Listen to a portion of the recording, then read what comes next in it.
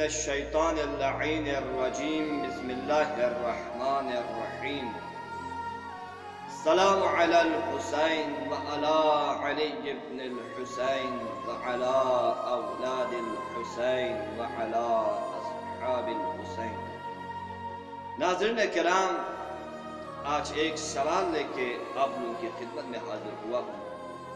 وہ سوال یہ ہے کہ کیوں محمد ابن حنفیہ نے امام حسین کی مدد نہیں کی؟ دوسرے لفظوں میں یوں بیان کروں کہ کیوں محمد ابن حنفیہ امام کے ساتھ کربلا نہیں گئے؟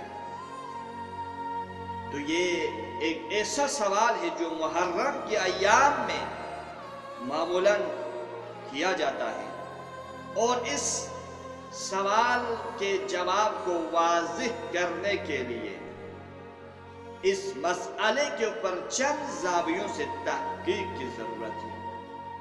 تو سب سے پہلا نظریہ یہ ہے کہ جب امام حسین مدینے سے ہجرت کر رہے تھے تو اس وقت محمد ابن حنفیہ بیمار تھے، مریض تھے، لہذا وہ امام کے ساتھ جا نہیں سکا. اب اس کی بیماری کی نوعیت کیا تھی؟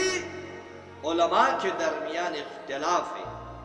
بعض کہتے ہیں کہ جب امام حسین مدینہ الرسول چھوڑ کر ہجرت فرما رہے تھے اس وقت محمد ابن حنفیہ کے آنکھوں میں درد تھا.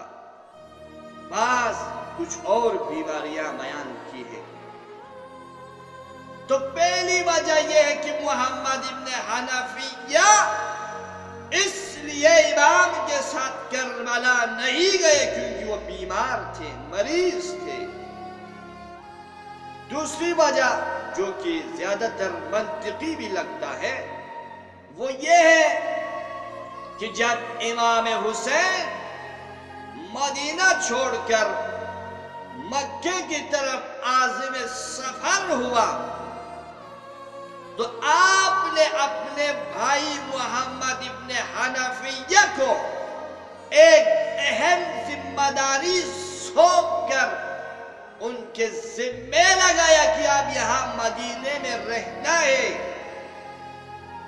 وہ کیا ذمہ داری ہے؟ علامہ مجلسی اور علامہ محمد امین فرماتے ہیں، محسن امین فرماتے ہیں،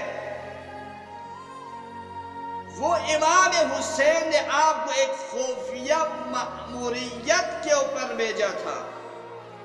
گویا ایک قسم کی جاسوس کے طور پر آپ نے محمد ابن حنفیہ کو مدینے میں رکھا اور یہ تاکید کی، اے بھائی آپ مدینے میں رہ کر آپ مجھے دشمنوں کے ہر حرکات و سکنات کی خبر دیتے رہنا. گویا آپ مدینے میں میری آنکھ ہو، لہذا چھوٹی سی چھوٹی خبر کو مجھ سے پوشیدہ نہیں کرنا.